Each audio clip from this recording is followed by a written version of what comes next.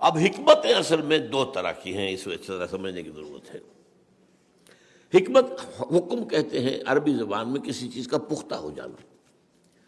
اس کے لیے بہترین لفظ جو ہے جو آپ کے سامنے رہنا چاہیے وہ استحکام ہے۔ ملک مستحکم ہے، یعنی یہ اپنے خلاف کسی بھی حملے کو جو ہے جھیل سکتا ہے، اس کا جواب دے سکتا ہے، اپنا دفاع کر سکتا ہے۔ تو انسان کے عقل اور شعور کی پختگی کا نام حکمت ہے۔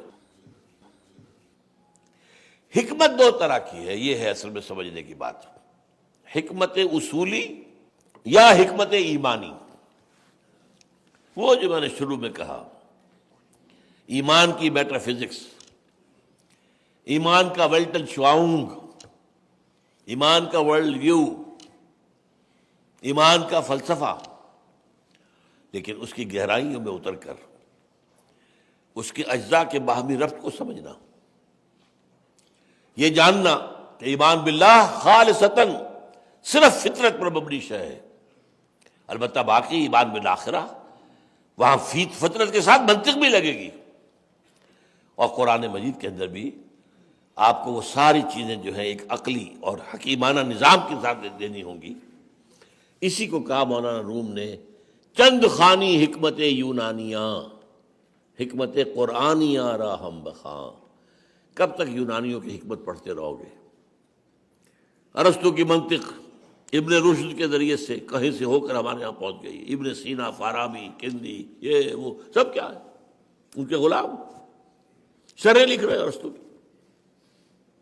یا اگر صوفی مزاج لوگ ہیں تو افلاطون اور پلوٹائنس، پلیٹونسم، قرآن کو حکمت کا ذریعہ بنا کر حکمت سے بات۔ ایک ہے حکمت ایمانی، ایک ہے حکمت اس تشریعی یا حکمت تفصیلی یا حکمت فروعی، یعنی حکمت احکام۔ یہ حکم کیوں دیا گیا، یہ چیز کیوں فرض کی گئی؟ آخر اللہ تعالیٰ کا جو اصول ہے وہ کیا ہے؟ فعل الحکیم لا یخلو عن الحکمہ۔ کسی حکیم ہستی کا کوئی فعل بھی حکمت سے خالی نہیں ہو سکتا۔ تو اللہ نے جو حکم دیا ہے حکمت سے خالی نہیں ہے۔ حکمت سمجھ لیں گے تو اس پر عمل آسان ہو جائے گا۔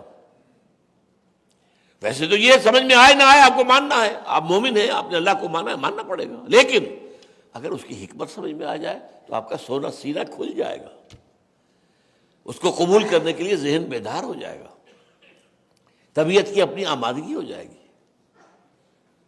حکمت جو ہے وہ جو آتا ہے نور قلوبنا بالایمان واشرح صدورنا للاسلام، اے اللہ ہمارے سینوں، ہمارے دلوں کو تو ایمان کے نور سے منور کر دے اور ہمارے سینوں کو کھول دے اسلام کے لیے۔ اسلام احکام ہے، یہ کرو یہ نہ کرو، اور جن چیزوں سے روکا گیا خدا کے بندو سمجھو وہ تمہارے بھلے کو روکا گیا ہے۔ اس کی میں مثال دیا کرتا ہوں، آج آپ جائیے مری، وہ جو سڑک جب پہاڑی چڑھتے ہیں آپ تو جگہ جگہ نشان، اپنی رفتار کم کرو، اپنا یہ کرو، اب موڑ آگے آ رہا ہے، یہ سب کرتے کہ نہیں؟ تو کہیں یہ کیوں، کون ہوتے ہیں وہ، ہمیں روکنے والے کون ہوتے؟ بھائی روکا ہے تمہارے لیے، آگے کھائی ہے، تیز رفتار میں مڑو گے جاؤ گے سیدھے کھائی کے اندر، اٹس فار یو، تمہاری بھلائی کے لیے، تمہاری حیات کے لیے ہے۔